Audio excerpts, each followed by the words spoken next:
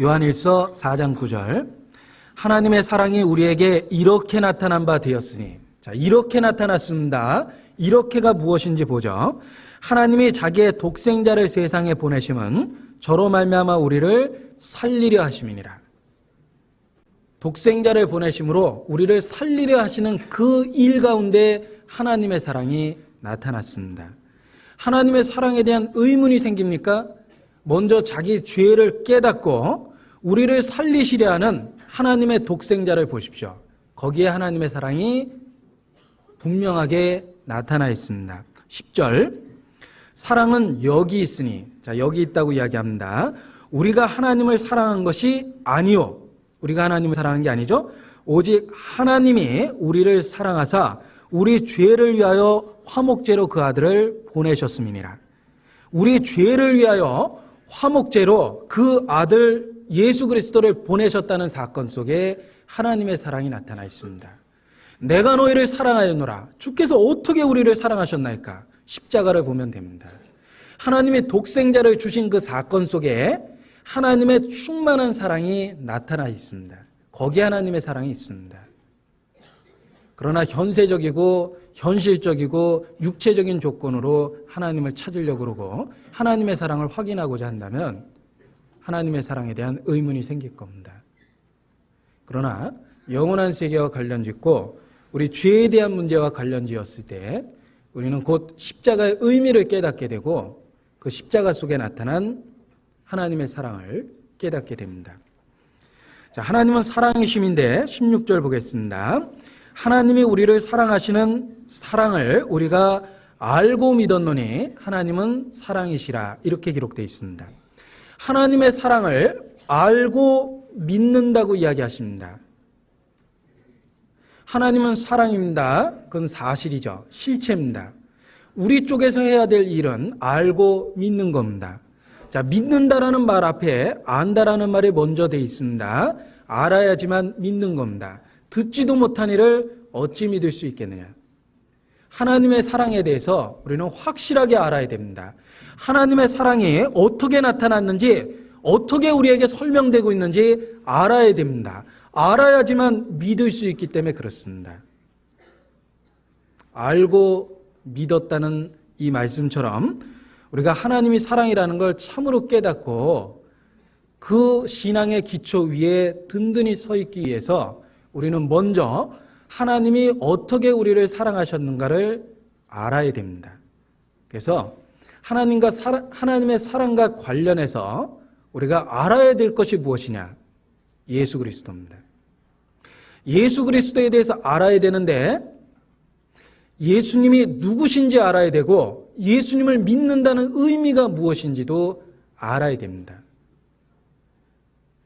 예수님을 믿는다는 것은 바로 그렇게 두 가지 핵심적인 내용을 갖고 있습니다. 그분이 누구십니까?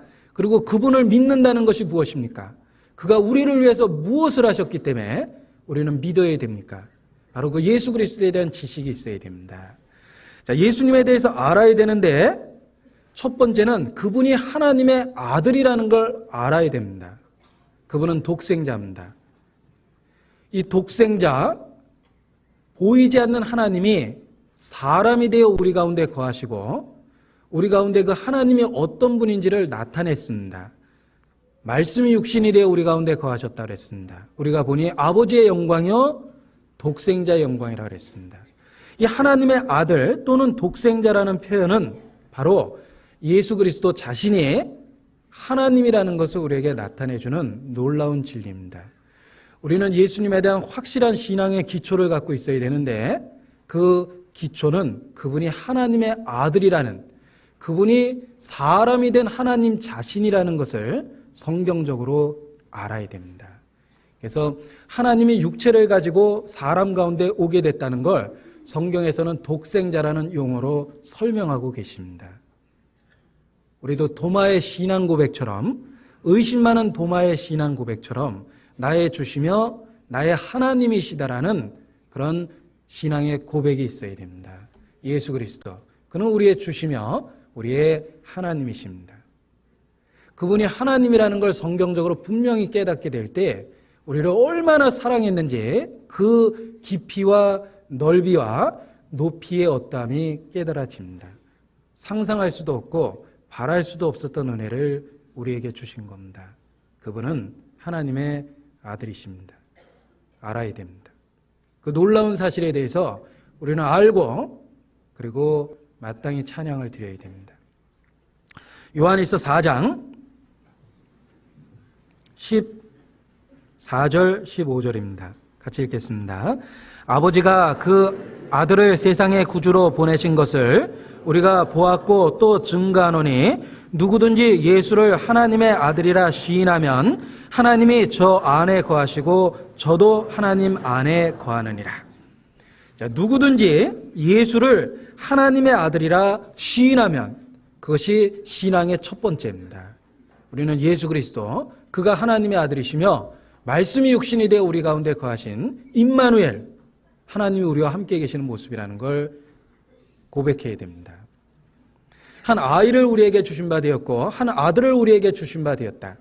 그런데 그 이름이 기묘자라 모사라 전능하신 하나님이라 영존하시는 아버지라 평강의 왕이라 할 것임이라. 한 아기가 태어났고 한 아들을 주셨는데 예수님에 대한 예언이죠. 그분이 바로 전능하신 하나님입니다. 나를 본 자는 아버지를 보았다. 나와 아버지는 하나이니라. 나는 처음부터 너희에게 말하여 온 자니라. 너희 조상 아브라함도 나의 때 볼 것을 바라고 마침내 나를 보고 즐거워하였느니라. 그분은 하나님 자신이셨습니다. 그래서 말씀을 하면 하나님의 능력이 나타났고 그분은 자신의 말씀을 이야기할 때마다 선지자들은 하나님이 가라사대라는 표현으로 이야기했지만 예수님 자신은 나는 너희에게 이르노니라는 직접적인 선언을 하셨습니다. 왜? 그 속에 하나님이 계셨습니다.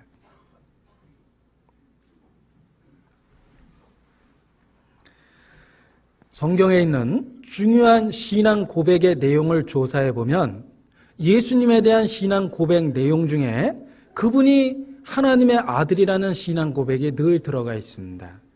우리 믿음의 핵심적인 부분입니다.